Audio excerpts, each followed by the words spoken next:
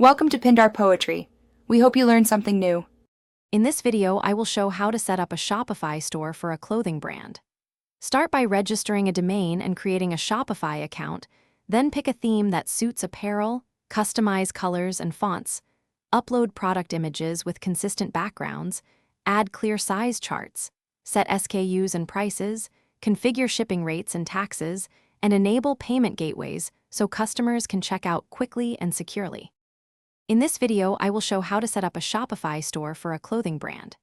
Create detailed product pages by writing benefit-driven descriptions, adding multiple high-resolution photos, and showing measurements in centimeters or inches.